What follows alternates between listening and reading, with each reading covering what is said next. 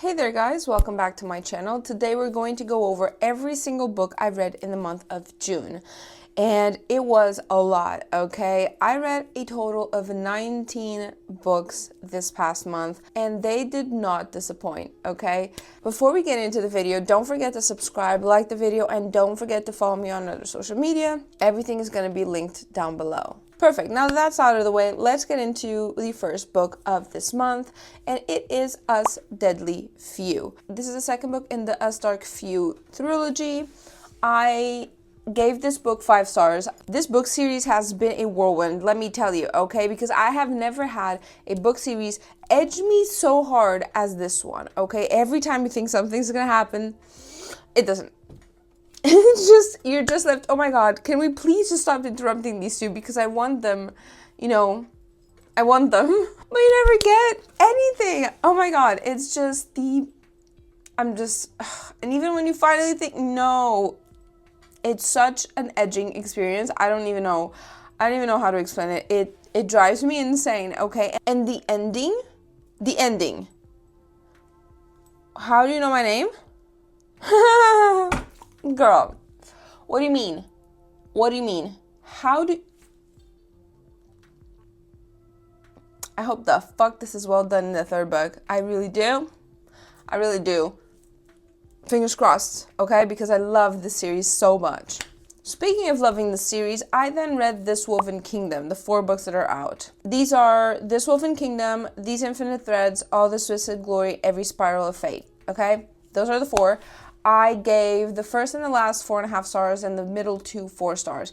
I loved this series. I don't know what was in it, but I just fell in love with it so much. I love the characters. Like, off the bat, I love the FMC. The MMC, if you don't know, kind of a love triangle thing in the series. The first MMC, I was like, the second MMC, yes, I love you. So I'm like, yeah, I'm not going to give you details because I don't want to spoil it for you, but this book follows this girl, okay? She's a djinn, and she's a princess from the djinn, and she is resistant to flames as well, and she's living as this, like, cleaning girl for this house. She's very badly treated. She is very poor, extremely poor, and she's just making by, and she's also trying to make it as a seamstress, and so she's just doing her thing. When she comes across this kid that tries to steal from her, she stops him, doesn't kill him, doesn't do anything bad to him, and the prince of the kingdom looks at that and thinks, that's weird, that's suspicious, starts investigating her, and it triggers this whole bullshit, okay, that they start hunting her down, and now she needs to escape, and it's this whole thing, okay? And I don't even know how to explain it to you, how much I fell in love with this book, with the series, how much I fell in love with the characters themselves. I will say, like, the books themselves don't span a big chunk of time. Like, at a certain point they do, but, like, the first few books are, like, just a few days, and it's a lot happens in just a few days, but at the same time, it's a lot of thinking, too. I don't know how to explain it. That's why they didn't get, like, a full 5 stars for me, some of these books, but I, nonetheless, loved and enjoyed a lot of it, okay? Like, I genuinely enjoyed so much of the story and the characters. I don't think a YA book series has, like, made me react so much as this one has in the past few months, like, in this past year, to be honest. I was like doing my thing, and then I would just jump out of my seat and be like, oh my god, like, I was just so frustrated, just so into it, just so, like, in the middle of it, and it was so good. I love it when book pulls that out of me, because there's books that I love, but you don't see me react at all. Like, at all. Like, they don't pull any reactions out of me, but this series, it did, and oh my god, was it a good series. It's an amazing series. I love it so much. I also read The Wolf King and The Night Prince. I listened to it, and if you haven't, you will. Even if you've read the books, and if you haven't read the books, go listen to it. I don't care if audiobook is not your thing, okay? Just listen to it. Give it a chapter or 2. Give it like 2 chapters. Give it 2 chapters. You'll understand. You will, because oh my god. I got chills whilst listening to it. I was just, my body was not, my brain was not in charge. That's all I'm gonna say. My brain was not in charge when I listened to the audiobooks. It was just not in charge. Yeah. I loved it. Okay, I loved it so much. I genuinely like the Scottish cultural aspect of this, the werewolves, our main character. I like her. She's got spunk. I like her. I'm Team Blake. I'm gonna say right off the bat, I am Team Blake. Okay, like if you know me, you know, like that is just me. That's just my preference is always the dark and gloomy, tortured soul. I just love them. I do. Okay, I'm a recent girly, and so you can understand why. Like I would like that's my thing. Like that is my thing. So I'm Team Blake.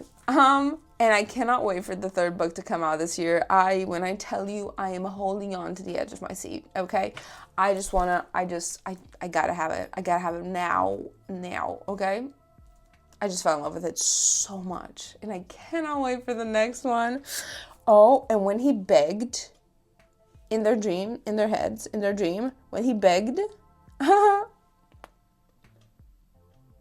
he said he'll never know. This girl is stronger than me. That's all I'm going to say. She is stronger than me because I would have been, you know what? You're right. He wouldn't know. And it'd be gone. It'd be done. Oops, not oops. Anyways, after that, I read Eternal Ruin. This is the Immortal Dark book 2. I love the first book. Really, I was obsessed with the first book. The second book, I give it 4 stars. I still loved it, mind you. I love the book, okay? But it wasn't the direction I wanted the story to go. And the ending as well.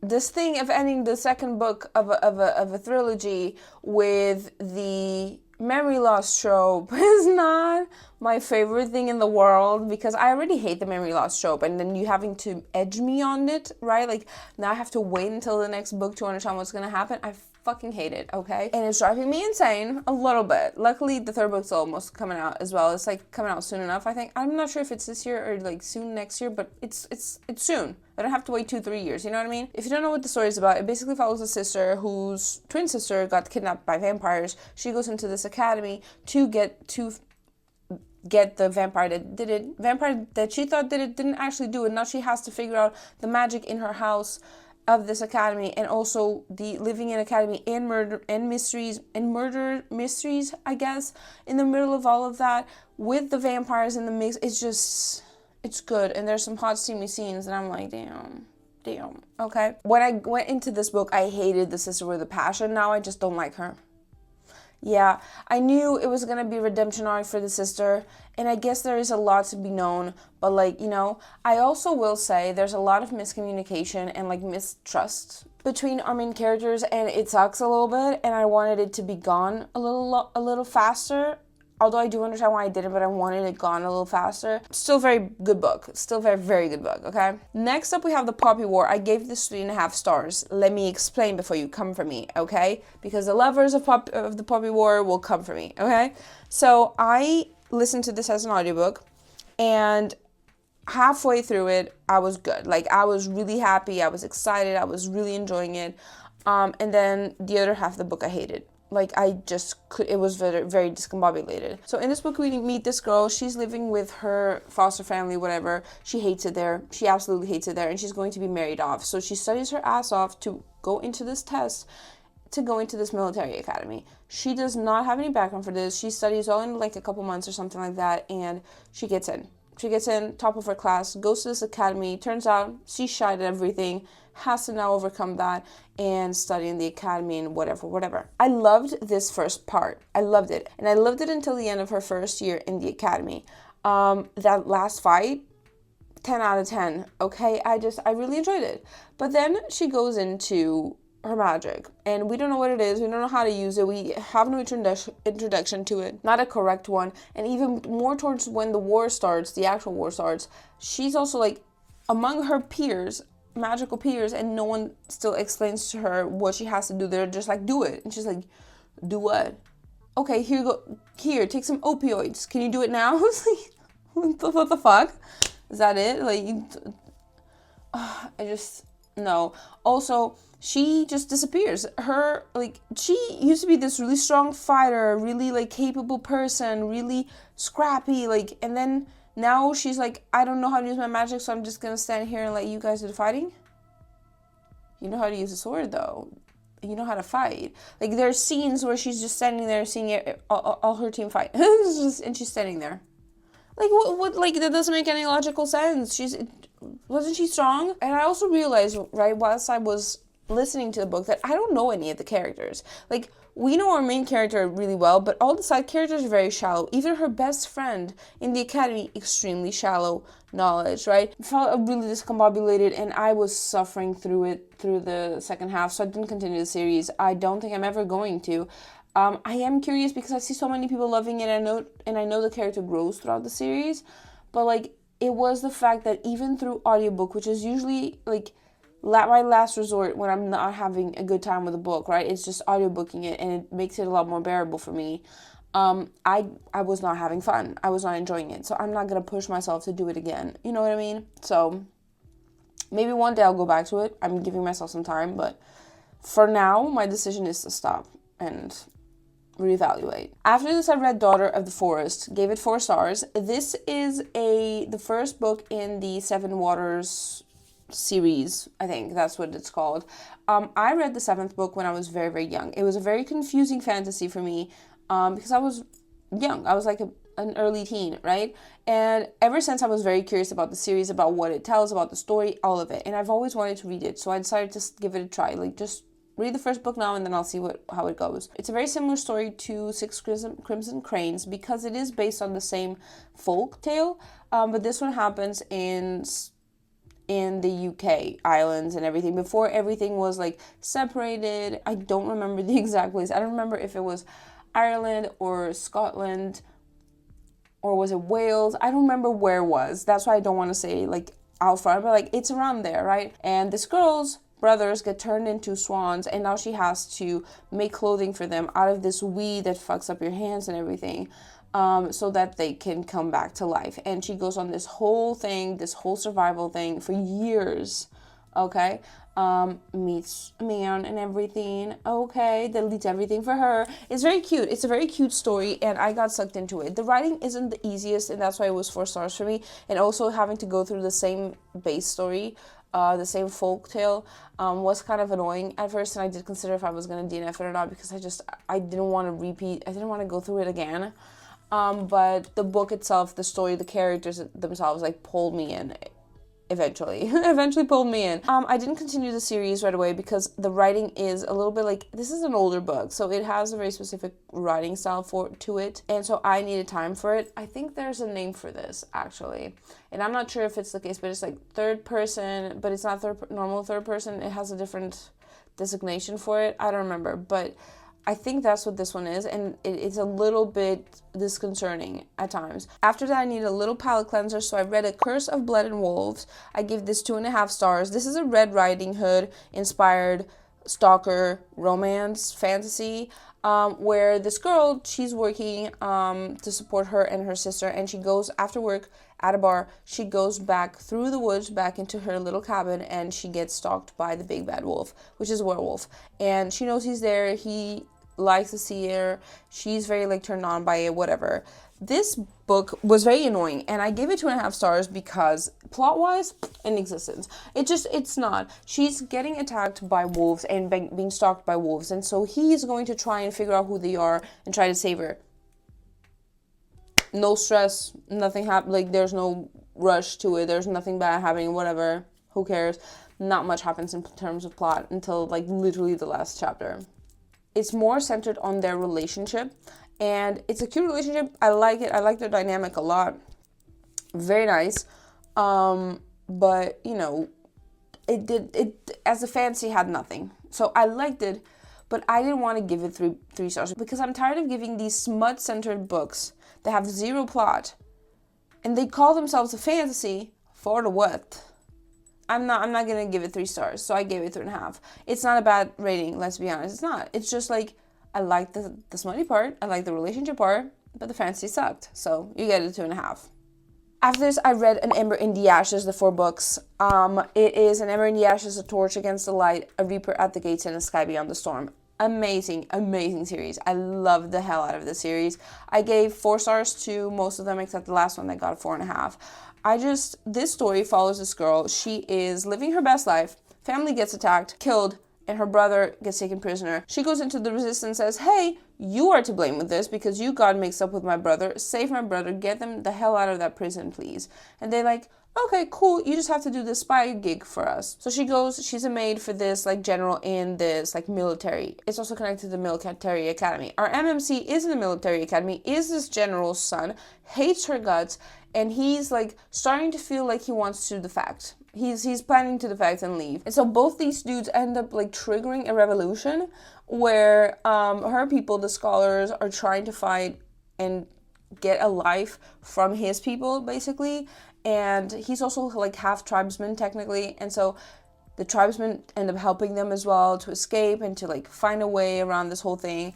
It's a whole story. I loved it a lot. I loved the main characters a lot, like both of them. Each character in this story had a lot going on. And once you start switching in between POVs, you get to experience this whole story in a very in a lot more complex way. And I love that. It's not like we're getting 2 POVs of the same thing sort of happening. No, you're getting a whole experience. And I really like when that comes around and when it's done very tastefully. And this was the case here. I also really liked the political aspects of this world, the magical aspects of this world. Like, all of it was very well done. There's a lot of strategy as well, warfare, there's the relationship between MMC and FMC, there's other characters in between. I don't know, I liked the story a lot. It was really, really good. After this, I went into the Celestials of Arcadia series. So I had read the first book, A Touch of Golden Madness, last year, maybe, or the year before, something like that, and I fell in love with it. So I read The Embrace of Steel and Sorrow. That is the prequel to the main story. In this book, we follow Slate and Chrome when they were teenagers, still living under the king's palace before shit hits the fan. And it was an amazing book. I really enjoyed it because we get to see, first of all, we get to know Slate, which we don't get to know in the first book, and we just hear about him. And we get to see that the relationship between him and Grey, the princess, is a lot more complex than initially is given to us in the first book. And Chrome, on the other hand, we see his suffering. We see the whole dynamics of the palace, and we see how he's treated and what he goes through. And God damn it, we see these characters go through so much shit in these fantasy books, but Chrome definitely takes the hat on that one, takes the trophy, takes everything. He takes the whole house on that one, because I don't think I've ever seen a character suffer that much. Genuinely, never. And I've read Throne of Glass. He suffered more than Aelin. He did. It's insane. The things that he's put through, the things that he goes through, it's inhumane, to say the least. And it's just disgusting. And I have no idea how this kid didn't break sooner. Genuinely, I have no idea. And it was such an interesting read to get their perspective and also to really understand the dynamics between their friend group and the palace itself. After that, I read A Shade of Chrome and Malice. That is the main story, the book 2 of the main story. And we basically pick up where we left off, I think a couple months afterwards. And I have a lot of feelings on this. I'm gonna be honest, I have. I gave both of these books 4 stars, by the way. But this book was interesting because, again, Chrome is suffering like he always does, but so is Grey. But Grey is frustrating me a lot in this book. First of all, she has access to Slate's information and she doesn't take it. Ever. Even though her people need it. Secondly, are we justifying cheating now?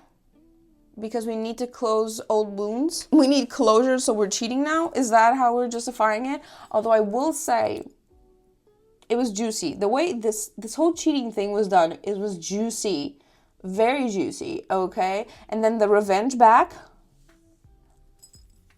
juicy. Very, very, very juicy. I loved it. I'm toxic, but juicy nonetheless. And so I really enjoyed it. It was very, very... It was... I don't know how I feel about it because I felt really icky about it. I really did. I felt really icky and I felt betrayed for Chrome. But at the same time, it was so juicy. The tea was so juicy. It was piping hot and it was piping hot. Also, who knew Slate had that in him? Who? Is everyone special in this book, by the way? Like, why is everyone now miraculously a special person. I don't know. I don't understand, genuinely. So yeah, I love the story. I love the book. I love going back into this world specifically, but I had a lot of pointers, you know. After this, I went into another palette cleanser. I need to stop doing this because all my palette cleansers are disappointments. They are all on my TBR, but they are still disappointments nonetheless. It was A King of Battle and Blood, and this is a vampire book where this girl gets married off to a vampire conqueror king so he doesn't destroy her kingdom, and she becomes his queen. And he's very adamant that it has to be her, and she goes into his kingdom. Now, her people hate her because they see her as a whore that sold herself to him, and she didn't kill him on their wedding night. And his people hate her because she's a lowly human, and also, you know, the vampire king also keeps beheading people and putting them up in stakes. They're gonna hate her even more, you know what I mean? I really liked their dynamic at first, but they went straight into sex, right? Straight up. Which I prefer a bit more yearning, a bit more difficult, right? But they went straight in and they kept going, right? Like, obviously, like, they got married in the beginning of the book, so they had to consummate their marriage, but, like, at the same time, it could have been, okay, consummated and now we're, like, struggling. No, it went straight in, and it was, like, very sex. It was very much a discourse of, like, sex versus making love, and it's like, motherfucker, okay, cool. Are we 12 now? Okay, fine. And then it got to a point where, like, I read the first book, I went into the second book as well, and it just became too much. I had to DNF the second book because they resolve everything with sex. They argue, sex. They're angry, sex. I hate you, sex. Like, oh my god, it got to a point where I was like, can we please have a little bit more plot, please? And the plot was good. It was nice. It was decent, but I got really frustrated with the whole thing. So to me, in the end, it was just a 3 stars. I don't know how to, you know, it just, I need the yearning. I need the struggle. I need it to edge me like a Stark Few, for example. You know what I mean? Lastly, the last book of this month was Starside. I got FOMO from Book Talk, from seeing everyone raving about this and really, really raving about it. And I was like, you know what? Never read any of Alex Astor's books. So why don't I give this a try now? Like, let's see. I never felt inclined. I don't know why. I was never pulled into this world. So I was like, let me just see what Starside is about. And in this book, we follow this girl. She's trying to be one of the 50 people that get to cross into Starside. So she's from Stormside, the human side of the world, and Starside is the elven side of the world. And the elven side has a buttload of magic, but the human, nothing, and they're suffering, they're struggling, okay, they're starving. And so every 50 years, 50 contestants can go on a quest into the Fae part and get some magic back to the human world so they can, like, you know, sustain the human world a bit and survive the next 50 years. And so she goes into this whole mission, but for revenge. She wants to kill the gods because the gods killed her family and her whole town, her whole village was killed. And so she's going in for revenge. And she has to then partner up with a couple of people, partner up with our MMC to survive this whole endeavor. It's a very nice quest type story, and I loved every single second of this. I will say, this bitch attracts every single beast, human, fae, trouble, problem that can ever exist. She's going to attract it. Like, if she doesn't attract it, she walks right into it. It's absolutely ridiculous how she finds a way to, like, I don't know, like, she's always in the middle of some kind of bullshit. Okay, I agree with the MMC. She is trouble just because she attracts it so bad, okay? But the MMC, on the other hand, you can tell he's yearning for her and he's fighting it. It's so nice, but they're actually enemies. Like, they hate each other. They are constantly bickering. He doesn't give a shit about her. Like, there's actual enemies here into going into lovers, sort of, kind of. And so it's a very interesting story. I liked it a lot. I also really like the concept of these two worlds have different levels of magic access, right? But they're both still struggling. And one thinks the other is better than they are, but, like, they're not really. It's just different types of struggle, but they're still struggling in it. There's all of these dynamics. I have a whole vlog filmed for this, so it will be coming out eventually. So if you want to stay tuned for that, you can subscribe, you know what I mean? Yeah, but it was such a great experience. I was sucked into this world. I devoured this book in 2 days, and I just couldn't put it down. I genuinely could not put this book down, and I've been struggling a lot with my ADHD and staying concentrated on books. That's why most of these books have been audiobooks, because it's just easier for me to keep my hands busy with one thing and then my brain is focus on the story. I did a tad bit of this book in audio, but most of it, like 90% of it, was me reading. I just enjoyed it a lot. I was sucked into it. I gave this book 5 stars, by the way. 5 stars, yeah. I rarely give 5 stars, but I was sucked into it. I will say I also really like the concept of the blades having minds of their own and having like choosing their fighter and their fighter having to choose a blade bag, and how they, like, different metals have different properties and the lower metals get destroyed by the higher ones. It's just the whole concept of the blades in this world I found really interesting, and I loved the concept. I just loved it a lot. And yeah, those were all the books I read this month. It was a lot, I know. For anyone that's trying to judge me on the amount of books I'm reading, I am not working at the moment, okay? I am on sick leave still, so it's normal for me to read this much, okay? There's not much more happening, okay? Like, there's things happening, but like not much more. So I've been spending a lot of my free time reading or listening to audiobooks. So don't come for me, okay? Great. I hope you guys enjoyed this little video. Let me know if you read any of these books and what your thoughts were on them. And if you, again, I always say this, but if you have any suggestions of books I should read or prioritize to add to my TBR, whatever it is, let me know in the comments down below, okay? Perfect. Thank you so much for watching. I'll see you guys on my next video next week. Bye.